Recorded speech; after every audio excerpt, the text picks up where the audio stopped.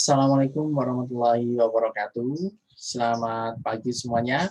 Ketemu lagi di mata kuliah probabilitas dan statistika. Pada pertemuan 4 kali ini, kita akan membahas tentang apa yuk? Probabilitas. Ya. Di pertemuan keempat kali ini kita akan membahas probabilitas. Nah, apa sih probabilitas itu? Gitu ya. Kita lihat. Ya.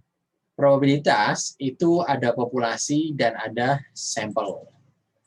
Nah, populasi itu adalah pengukuran menggunakan populasi ya, yaitu atau bisa disebut dengan istilahnya parameter. Jadi populasi itu pengukuran ya, pengukuran yang kita lakukan dengan ukuran ya. Jadi makanya dari pengukuran menggunakan populasi itu nanti disebut dengan parameter. Kemudian di sampel, pengukuran menggunakan sampel itu disebut statistik. Kemudian di populasi, parameter, apa sih parameter? Parameter itu pada dasarnya sama seperti statistik, akan tetapi data yang digunakan adalah populasi. Kemudian di statistik dapat direpresentasikan dalam bentuk tabel atau grafik untuk melihat persebaran datanya. Nah, di populasi, persebaran data dari populasi dapat digunakan untuk memperkirakan peluang suatu kejadian atau peristiwa. Kemudian di sampel, persebaran dari data statistik ya dapat digunakan untuk memperkirakan peluang suatu kejadian atau peristiwa. Nah, sama-sama nih, peluang itu adalah probabilitas, kemudian di sini dari populasi, peluang juga sebuah probabilitas. Ya, begitu teman-teman. Nah, kemudian apa itu probabilitas kira-kira ya, kita lihat. Nah, probabilitas itu adalah angka yang menunjukkan kemungkinan atau peluang terjadinya suatu kejadian. Ini saya contohkan ya. Saya contohkan bahwa ini ada angka ini dadu-dadu dari angka 1, 2, 3, 4, 5, 6 ya. Jika dadu dilempar, berapa peluang muncul titik dengan jumlahnya? Ya, ini kan sampelnya misalkan 2, Pak. Nah, ini seperti ini contohnya saja. Kemudian ini contoh kasus lagi ya tentang ramalan cuaca ya. Kemudian bagaimana cara suatu wilayah dapat diperkirakan, bagaimana perkiraan cuaca dapat dilakukan dalam beberapa waktu atau per hari. Nah, ini apa namanya?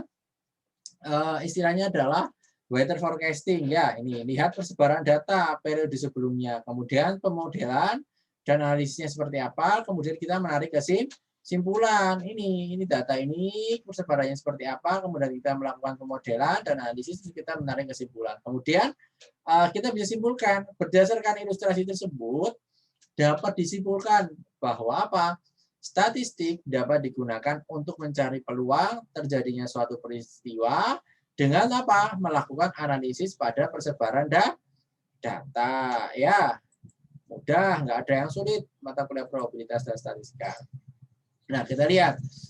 Dalam teori probabilitas terdapat beberapa macam aturan dalam teori probabilitas, yakni sebagai berikut ya. Ada aturan penjumlahan, kemudian ada aturan penjumlahan itu ada penjumlahan khusus, penjumlahan umum, ada komplement. Kemudian di aturan penjumlahan lagi itu ada perkalian khusus, perkalian umum, probabilitas bersyarat, probabilitas gabungan, kemudian ada teorema Bayes. Nah, aturan penjumlahan khusus ya, ini contohnya ya.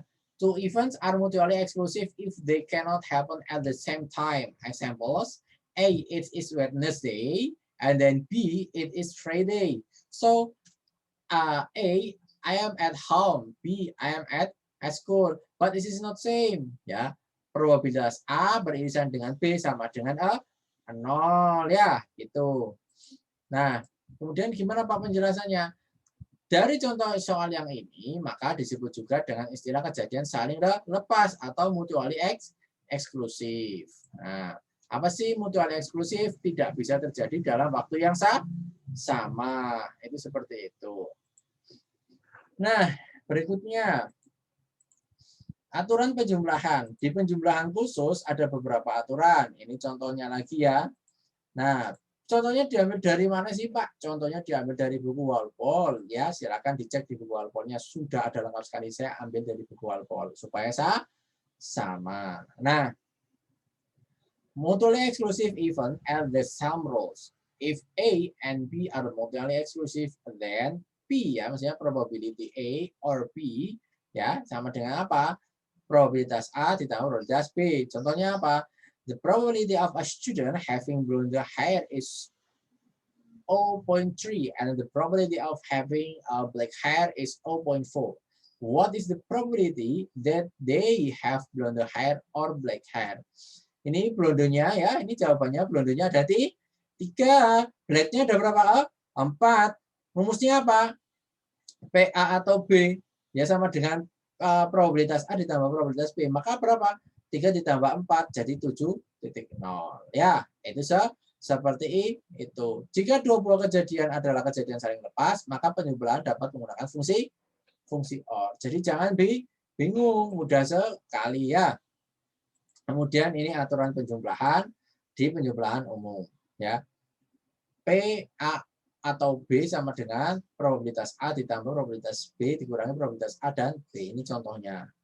Ya, jadi tidak usah bingung. Nah, ini di sini sering disebut juga apa kejadian tidak saling lepas atau non mutually eksklusif, dapat terjadi bersama-sama atau beririsan ya.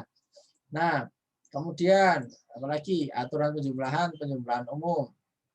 Ini dari tadi contohnya ya. Nah, ini P A or B ya, maksudnya probabilitas A atau B sama dengan probabilitas A ditambah probabilitas B dikurangi probabilitas A dan B. Kemudian diturunkan lagi probabilitas A ya, gabungan B sama dengan probabilitas A ditambah probabilitas B, maka ini dikurangi probabilitas A beririsan dengan B. Ini contohnya ya. 55% of students like basketball and 35% student like soccer. 15 student like a boat. What is the probability that a student likes basketball or the soccer? Nah, gimana caranya? Kita buat dulu pakai ini apa diagram lingkaran ya. Berapa? Ini 40. Ini total berapa? 55, 35, 15, 100% ya. Nah, kita total aja, kita hitungkan 40, 15, 20. Gimana Pak caranya? Loh, gampang aja. Ini kan 50% orang suka basketball dan 30% suka like soccer. Berarti berapa? Di tengah-tengahnya 15. Tahunnya bagaimana? Wong ini aja kan dijumlah ada 55% student itu menyukai basket. Berarti yang ini basket berarti 40 dan 15. Kemudian yang menyukai apa namanya? Soccer 35. Berarti yang di tengah-tengah berapa? Yang suka keduanya 15%. Begitu ya. Angkanya. Kemudian probability that a student like basketball or soccer berarti apa? P sama dengan 55 ditambah 35 dikurangi 15 sama dengan berapa? 75%. Ini matematika sederhana, gampang sekali, tidak ada yang sulit. Nah, ini aturan penjumlahan juga. Nah, kita lihat.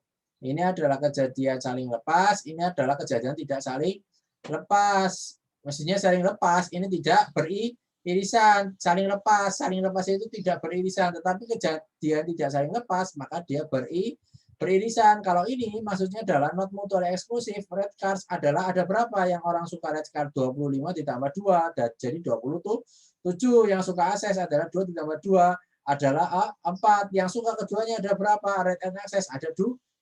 Tapi ini apa? Kalau yang ini no cards that are and black, jadi dia tidak suka keduanya atau tidak menyukai keduanya, tidak ada. Jadi rednya 26, blacknya 26. Ini mutually eksklusif atau kejadian saling lepas. Ini kejadian tidak saling lepas. Mudah kan? Nggak ada yang sulit.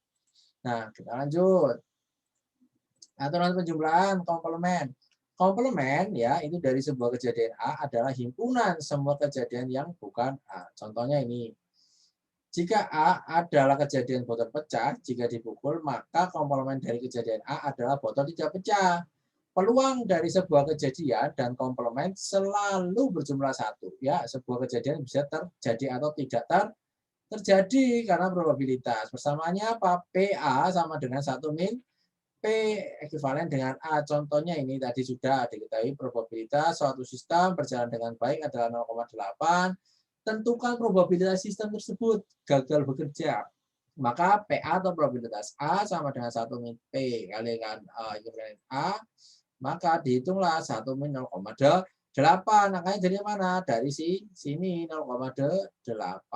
Gitu ya, nggak usah bingung ya. Terus kita hitung. Jadinya berapa? PA-nya 0,2. Gampang banget, nggak ada yang sulit. Nah, aturan perkalian.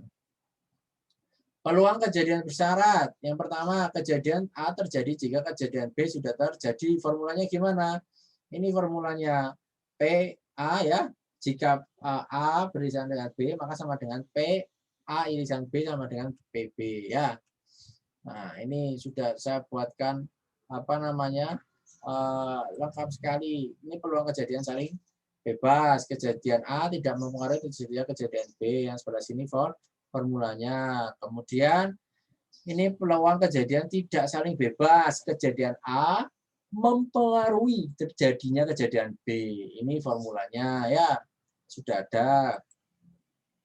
Kemudian berikutnya peluang kejadian bersyarat.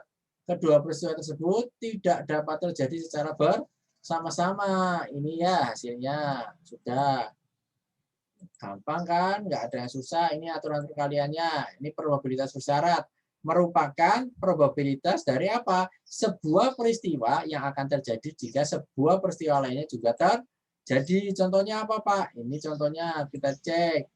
Sebuah perusahaan pembuat PC melengkapi produk terbarunya dengan program-program siap pakai. Jika dihitung dari seluruh produk terbaru itu 60% dilengkapi dengan program word processor, 40% dilengkapi dengan program spreadsheet, dan 30% dilengkapi dengan kedua program itu.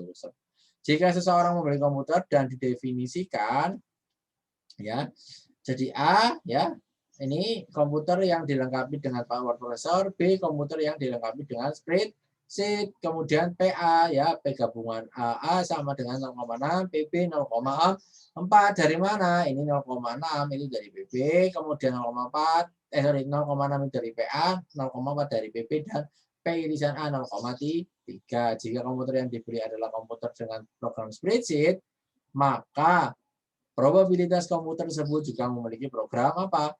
Word processor. Nah, caranya gimana ngitungnya? PAB ya, komputer PAB sama dengan PA irisan B dibagi PB. 0,3 bagi 0,4 sama dengan 0,75. Mudah sekali, tidak ada yang sulit. Jika ada yang ingin ditanyakan, silakan saja bisa tulis di forum diskusi atau di apa namanya WA grup ya gitu. Kemudian aturan perkalian, ada probabilitas saling bebas di mana dua peristiwa A dan B dikatakan saling bebas jika terjadinya peristiwa A tidak mempengaruhi probabilitas peristiwa B sebaliknya. Maka peristiwa ini disebut peristiwa saling bebas. Kondisi tersebut dapat dinyatakan dalam seperti ini formulanya. PA irisan B irisan C sama dengan PA kali PB kali PC ya. Ini contohnya. Kemudian ini cara ngitungnya ya. Udah ada jawabannya ya. Tadi jawabannya berapa? 0,3.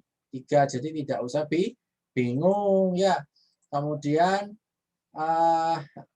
aturan perkalian juga kita cek probabilitas tidak saling bebas, yaitu apa? Jika terjadinya peristiwa A mempengaruhi probabilitas peristiwa B, maka kondisi seperti ini disebut dengan peristiwa tidak saling bebas. Ini formulanya. Kemudian ini contohnya ya.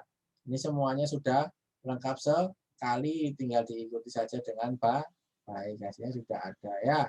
Seperti itu. Ini aturan perkaliannya ya. Ini probabilitas gabungan jika terdapat beberapa kejadian yang terjadi secara bersama-sama dengan aturan tertentu ya. Ini contohnya sudah ada lengkap sekali. Nah, ini probabilitas sistem berjalan ya, sudah lengkap banget, sudah ketemu hasilnya. Nah, kemudian selanjutnya apa lagi? Aturan perkalian. Aturan perkalian probabilitas saling bebas. Nah, pakai formula bias merupakan apa nih? Ini pengembangan maksudnya, pengembangan diri probabilitas bersyarat dan aturan umum hukum perkalian. Ini contohnya ya. Kemudian ini cara mengerjakannya sudah saya berikan semuanya lengkap banget sama rumus-rumusnya. Nah, ini dikerjakan juga ya. Kemudian berikutnya adalah teknik numerisasi. Apa sih Pak teknik numerisasi? Ada diagram pohon, yaitu adalah pohon probabilitas merupakan suatu grafik yang membantu mempermudah dalam memetakan suatu kejadian serupa yang terjadi secara berulang-ulang. Ini contohnya ya. Kemudian ini gambarannya, ini A1, A2, G2, A2, G2, G1. Semuanya ada lengkap banget. Nah, terus berikutnya apa? Teknik numerisasi permutasi. Permutasi dapat didefinisikan sebagai berikut ya. Ada kombinasi, juga ada apalagi contoh kasus kombinasi ini ya. Bisa dihitung semuanya dengan mudah. Tidak ada yang sulit seperti itu teman-teman mahasiswa. Jadi silakan bagi ada yang ditanyakan bisa tanyakan via WA group atau bisa tanyakan dalam forum diskusi di LMS. Kurang lebihnya mohon maaf. Selamat pagi dan wassalamualaikum warahmatullahi wabarakatuh.